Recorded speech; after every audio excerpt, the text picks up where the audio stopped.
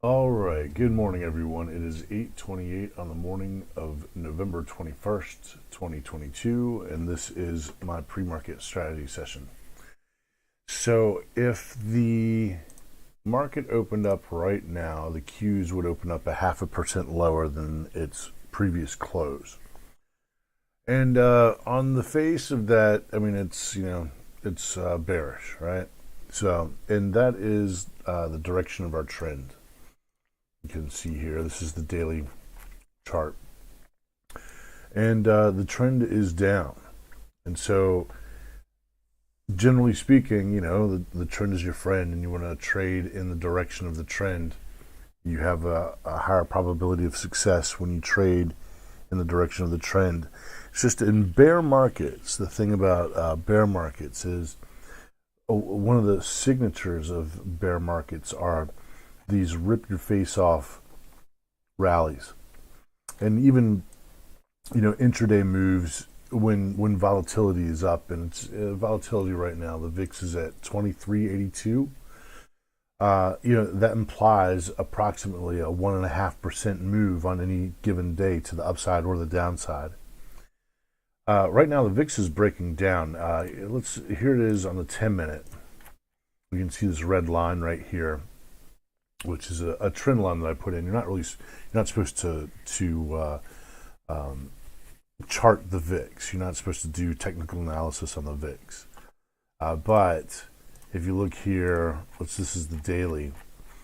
You can see here's a succession of higher lows, right? And it looks like we're about to put in another higher low. I'd like to see it break down because, I prefer to be a bull than to be a bear. However, we'll have to see. So here's the trend line, and it's really just to indicate the trend. I don't see this as being a support and resistance line, which is the difference between a trend line and a support and resistance line. And so you're not supposed to chart the VIX because it's not reliable. But basically, if the VIX is going to bottom out right here, it's headed back up into the 30s and perhaps even beyond. After it hits the 30s, it could go into the 40s and so forth. Eventually, that's going to happen. I don't think it's going to happen right now. The reason that I don't think that it's going to happen right now is because here is the 10-year, 2-year spread. It's inverted. The pink line is the zero line, and below the zero line means that the 2-year is yielding greater than the 10-year, and above it, the 10-year is, which is normal, the 10-year would be yielding more than the 2-year. Now, the reason that I don't think that we're in for a big crash yet, right now, is because it's not until the 10-year, 2-year spread starts to normalize that we see the really big crash on the equity markets. And the yield curve inversion can last anywhere between 12 and 18 months. If you use these previous examples as a guide. And here we are. We're only about 5 months. I think we're about to start in December. Let's see, 1, 2, 3, 4, 5 months into this yield curve inversion.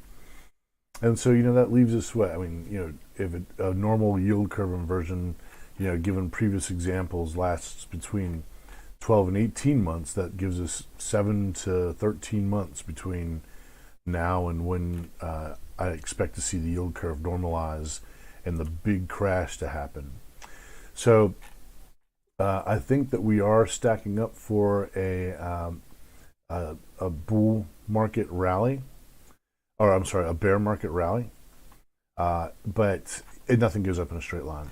So here today, right now, there's this gigantic gap between the close on the 9th of November and then the open on the 10th of November.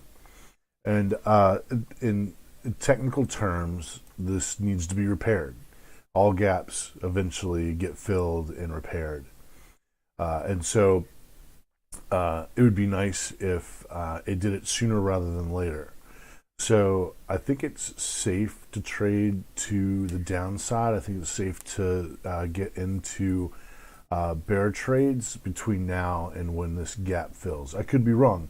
If the market starts breaking up above 292, I know I'm wrong.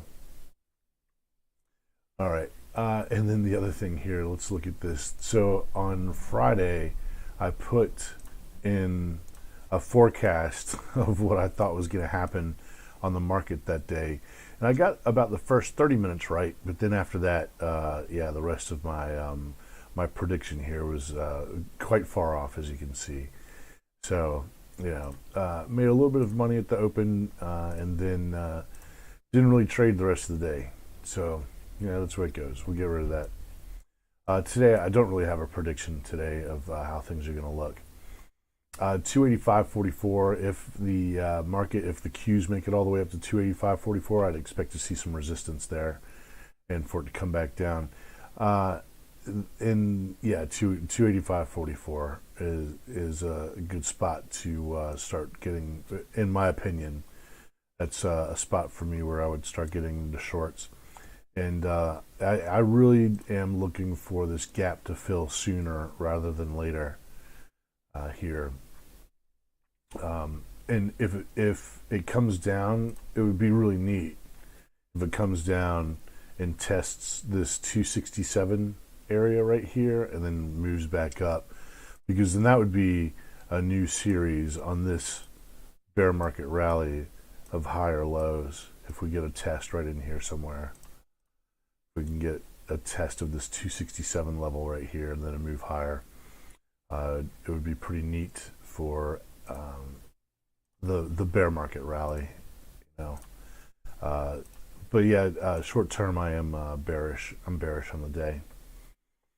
What else is going on? So Bitcoin is hanging around down low here. All this FTX news and all this other zany news and stuff has really got Bitcoin in a rut. Technically speaking, from the charts, from the CTA perspective, this is the neckline to a head and shoulders formation at the end of a Wyckoff distribution, and this neckline right here is the trend line. I'm not calling it a support and resistance line. I'm just calling it a trend line. And by the time, actually, let me put in a new vertical here. Let's see, December 12th. So December to January to February to March. So let's go out to March 12th. Right there. I'll make that a little bit skinnier. Yeah. So by this point right here, I'd expect to have seen Bitcoin break down below this 13,355 level right down here. That's where it's headed. So, Coinbase, this is interesting. Coinbase is just going to keep going lower and lower. Crypto's, I don't want to say it's under attack, but, it's not looking good for crypto. And what's amazing, actually, look at this. This is a 90% from peak. This is where it opened back here on Thursday, April 15th, 2021, about a year and a half ago. So where we are right now, that is a 90%, I'll just call it 90%. That is a 90% drop in the price per share on Coinbase. That is brutality. All right. So let's see how gold is doing. Let's go over here. I'll go to gold. Yeah, let's see. Yeah. Gold is looking like a Wyckoff distribution to me too. It's looking like gold is putting in sort of its last gasp here recently in the past month to set up for another move down. Really don't think that it's going anywhere. Let's see how what's going on with the dollar. Okay, sharp pullback here on the dollar. I think that this is probably just a short-term pullback, setting up for the next leg higher. Very, very bullish. That's not good for rates going up means dollar strengthens, means gold goes down. All right. Yeah, so I think that's all I've got going on for today. Let's see the relative strength. So we're coming out of overbought on the 1 minute.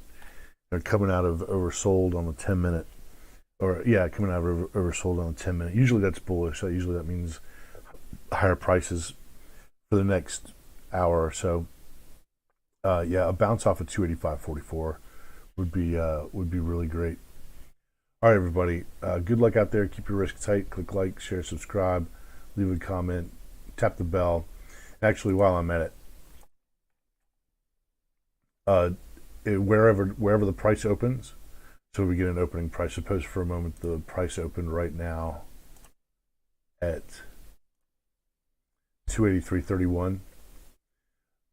If price opens up right there, runs up, and then drops back down below the opening price, that's a trade, at least a quick trade. All right, everybody. Good luck out there. Keep your risk tight. Click like, share, subscribe, leave a comment, tap the bell, and I'll see you at tomorrow morning's strategy session. Thanks for tuning in. I am out.